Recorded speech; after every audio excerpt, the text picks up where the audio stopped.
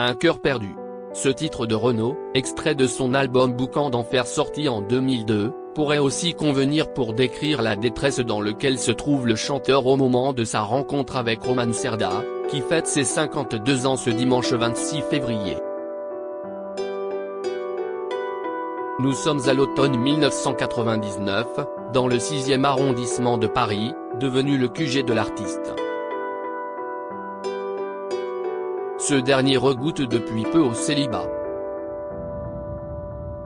Il vient en effet d'être quitté par Dominique, la femme qu'il avait piquée à Gérard Lanvin à la fin des années 1970, après plus de 20 de relations.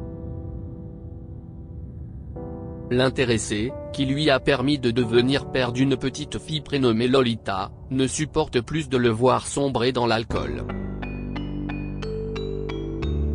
Elle préfère partir plutôt que de souffrir plus longtemps. Suite à cette rupture, Renaud trouve refuge chez son frère Thierry, qui occupe un appartement situé au-dessus de Brasserie La Closerie des Lilas. Il y passe le plus clair de son temps. Un jour, alors qu'il est assis à sa table habituelle, une jeune femme blonde retient son attention. Elle s'appelle Roman Serda. À l'époque, l'intéressée est une chanteuse en devenir, de retour de Londres où elle vient d'enregistrer un album.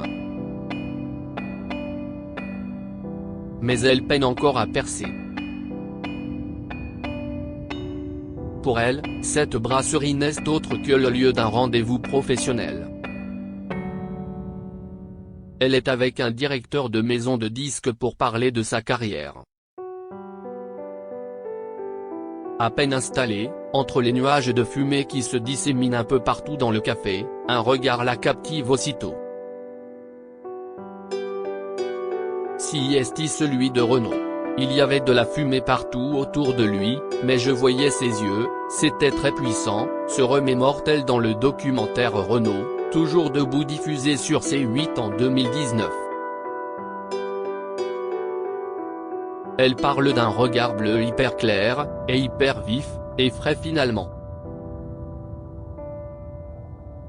Dans l'agitation et le brouhaha, nul doute que quelque chose se passe entre ces deux âmes. Charmé par cette jeune femme de 19 ans sa cadette, Renaud se dit qu'il a, peut-être, encore le droit à l'amour.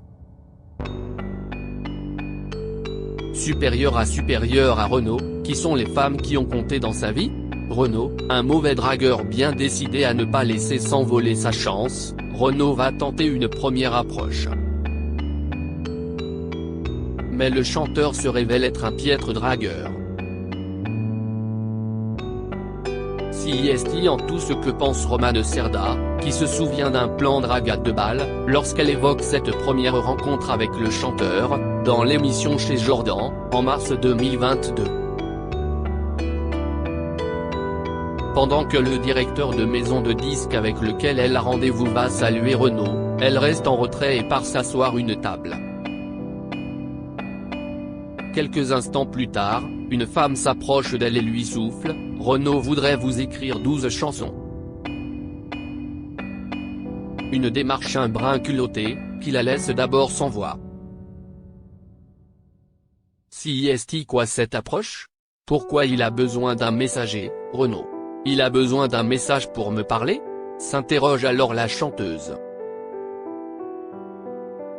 Renaud parvient tout de même à obtenir les coordonnées de la jeune femme, inscrite derrière l'album qu'elle avait apporté pour son rendez-vous professionnel.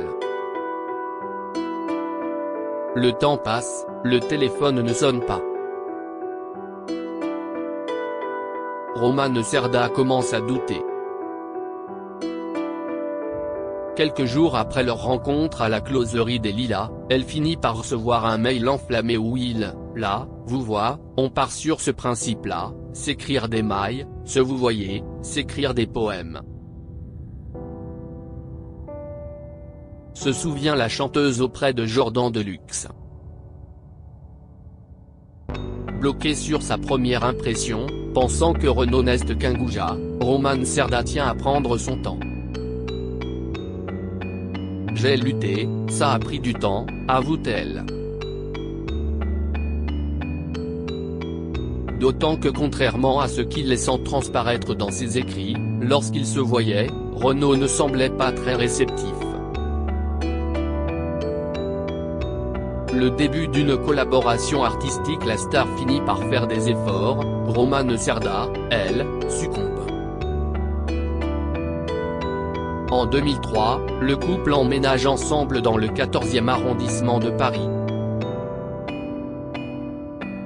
De son côté, l'artiste n'a pas oublié ce qu'il avait proposé à sa bien-aimée le jour de leur rencontre. Il tient parole et écrit pour elle. Ainsi, en 2004, Romane Cerda sort son premier album éponyme, produit par Renaud. Celui-ci connaît un succès retentissant et est même nommé aux Victoires de la musique dans la catégorie Album Révélation de l'année. 3 ans plus tard, vient un deuxième opus, Après la pluie, composé par Morane, mais écrit et produit par Renaud. Si tout semble leur sourire sur le plan professionnel, si est-il aussi le cas dans leur vie personnelle. Le temps de l'amour, il n'est jamais bon de ne penser qu'au travail. À l'été 2005, Renaud et Romane Cerda prennent un peu de temps pour eux. Ils mettent le cap vers la Drôme, où ils convient leurs proches, pour célébrer leur mariage. Le couple se dit oui à la mairie de Châteauneuf-de-Bordette, où la mariée a passé son enfance et où sa famille vivait encore à l'époque. C'était un mariage intime qui a réuni une centaine de personnes. Il n'y avait pas tout le Gotha, raconte un habitant du village à nos confrères du Parisien. Après le mariage civil, une cérémonie religieuse a lieu à l'église romane du village, selon le culte protestant, précise Lope. Après l'échange des vœux, place à la fête. Parmi les invités présents aux festivités, on peut apercevoir des chanteurs comme Hugo Frey, mais aussi des personnalités de la télévision, à l'image de Michel Drucker. Au moment du dessert, les jeunes mariés s'offrent leurs présents. Une guitare folk pour Romane Cerda, un diamant à l'oreille pour Renaud. Des cadeaux un brin rock'n'roll, à l'image de leur couple finalement. Désormais, une question est sur toutes les lèvres, Renaud va-t-il donner un petit frère ou une petite sœur à Lolita? Le bonheur d'être parents rapidement, ils deviennent une famille. Un an après leur mariage, Renaud et Romane Cerda accueillent un petit garçon, prénommé Malone, qui pointe le bout de son nez le 14 juillet 2006. Un torrent d'amour pour le chanteur et son épouse. Dans une interview accordée à Voici en 2020, à l'occasion de la parution de son autobiographie À la vie à l'amour, édition HarperCollins, Romane Cerda explique que la maternité l'a assagie, « Mon fils, si est ma plus belle rencontre », confie-t-elle avec tendresse. S'il n'est pas réputé pour être démonstratif, Renaud, lui aussi, est comblé par cette naissance. Plus tard, il tentera de transmettre à son fils son amour pour la musique. La descente aux enfers, les années passent et leur couple commence à battre de l'aile. Renaud est vite rattrapé par ses vieux démons. Par amour, Romane Cerda patiente, serre les dents, mais la situation devient de plus en plus invivable. Sous l'emprise de l'alcool, le chanteur a des sautes d'humeur. Sur le moment, il ne se rend pas compte que ses paroles, autant que son comportement, blessent sa femme. Quand il avait super envie de boire, note de la rédaction, il pouvait me dire « me fais pas chier ». Si est pas une gamine qui va me dicter ma loi. Il pouvait être un peu humiliant, reconnaît la mère de Malone, sur le plateau de Ça commence aujourd'hui, en 2020. Et de souligner, je ne suis pas responsable ni de sa santé, ni de ses velléités, ni de ses envies, ni de rien. Malgré les sentiments toujours présents, le quotidien auprès de cet homme est devenu insupportable pour Roman Cerda. Ça devenait quelque chose que je n'avais pas envie de vivre non plus, confie-t-elle à Faustine Bollaert, consciente qu'elle était impuissante face aux addictions du chanteur. Pendant longtemps, la chanteuse a tout fait pour donner ses chances à leur histoire. J'ai mis beaucoup de temps. J'ai essayé de recoller les morceaux. J'y ai cru, confie-t-elle à Paris Match en 2011. En vain. Cette relation finissait par devenir toxique pour elle. Je n'arrivais plus à être le pilier. Je n'avais plus la force. Ses attentes déçues, cela faisait trop souffrir, déplore celle qui décrit un Renaud pétri d'angoisse, qui vit dans une souffrance indicible. Petit à petit, elle tente de se détacher, pour ne plus souffrir. J'ai décidé de ne plus m'impliquer, de ne plus essayer de jouer les sauveurs, de ne plus tenter de tenir la barre, alors j'ai commencé à dresser une muraille pour ne plus être affecté. En 2011, Roman Cerda prend les choses en main. Pour elle, mais aussi pour Malone. J'ai une responsabilité vis-à-vis de mon fils, assure-t-elle. Ainsi, le couple divorce, après 6 ans de mariage. Nous venons de divorcer mais je l'aimais, assure-t-elle, dans les pages de Paris Match, peu de temps après cette décision. Entre eux, un lien indéfectible subsiste, je suis pleine de tendresse pour lui, je serai toujours là pour lui, je lui ai dit, il le sait. Mais je ne veux plus d'une relation où je suis en demande, en attente d'une situation qui ne s'améliore pas. Pour Renaud, l'histoire se répète.